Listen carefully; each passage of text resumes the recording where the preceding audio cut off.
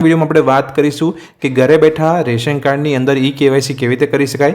તો દોસ્તો રેશન કાર્ડની અંદર ઈ કેવાયસી કરવા માટે તમારે બહાર કંઈ જવાની જરૂર નથી। રેશન કાર્ડની અંદર ઈ કેવાયસી કરવા માટે તમારી પાસે આધાર કાર્ડ નંબર હોવો જોઈએ, તમારા રેશન કાર્ડનો નંબર હોવો જોઈએ અને આધાર કાર્ડ સાથે તમારો મોબાઈલ નંબર લિંક હોવો જોઈએ, જેથી તમે ઓટીપી આપીને આ પ્રોસેસ કરી શકો।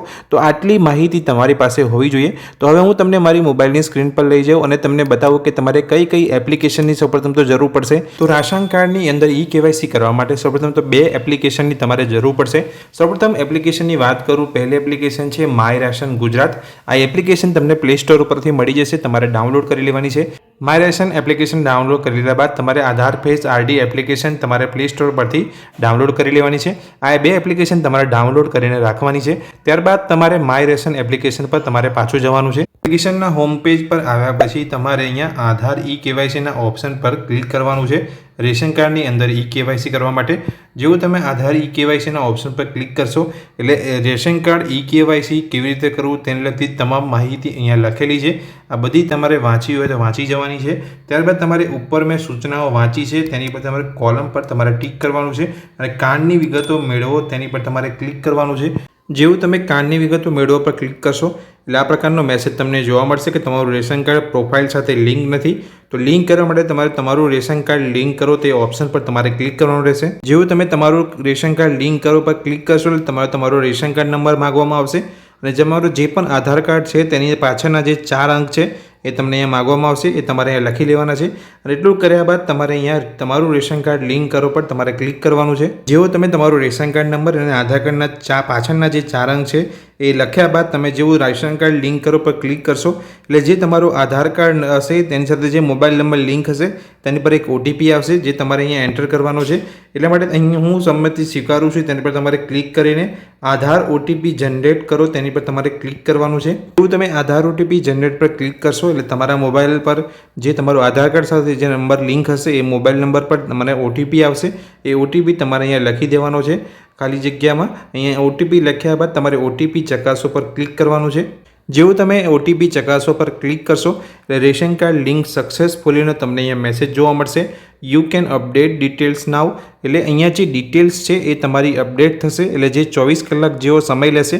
24 કલાક થઈ ગયા પછી તમારે ફરી આ એપ્લિકેશન પર આવવાનું છે અને શું પ્રોસેસ કરવાની છે હું તમને આગળ બતાવીશ। તો 24 કલાક થઈ ગયા પછી તમારે ફરીથી એપ્લિકેશનના હોમ પેજ પર આવવાનું છે અને ફરીથી તમારે આધાર ઈ કેવાયસીના ઓપ્શન પર ક્લિક કરવાનું છે। જેવું તમે આધાર ઈ કેવાયસીના ઓપ્શન પર ક્લિક કરશો અને ફરીથી તમારે નીચે ઉપરની સૂચનાઓ મેં વાંચી છે એ બોક્સ પર તમારે ક્લિક કરવાનું છે અને કાર્ડની વિગતો મેળવો તેની પર તમારે ક્લિક કરવાનું છે। વિગતો મેળવો પર તમે જેવું ક્લિક કરશો તમારી જે રેશન કાર્ડની જે પણ સભ્યો હશે રેશન કાર્ડની અંદર એ બધા લોકોના નામ અહીંયા જોવા મળી જશે।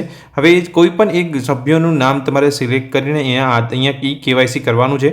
કોઈ પણ એક સભ્યનું નામ તમારે સિલેક્ટ કરવાનું છે અને આધાર ઓટીપીથી તમારે ઈ કેવાયસીનું અહીંયા પ્રોસેસ કરવાની છે। એટલે કોઈ પણ એક સભ્યનું આપણે નામ સિલેક્ટ કરી લઈશું અને નીચે આપણે આધાર કાર્ડ એમનો નંબર જે હશે જે પણ સભ્યને આપણે સિલેક્ટ કરશે તેનો આધાર કાર્ડ નંબર તમારે એન્ટર કરવાનો છે।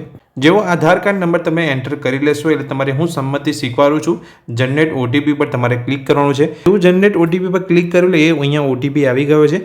વેરીફાઈ ઓટીપી પર તમારે ક્લિક કરી દેવાનું છે।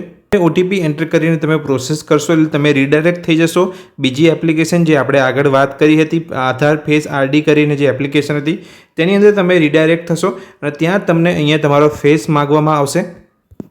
અહીં તમને તમારો જે ફેસ છે એ તમારે અહીંયા બતાવવાનો રહેશે। ફેસ જેવો તમે બતાવશો એટલે ફેસ નોટ ડિટેક્ટરનો જે ઓપ્શન છે તમને તમારે કમ્પ્લીટ ફેસને સેન્ટરમાં રાખવાનો છે।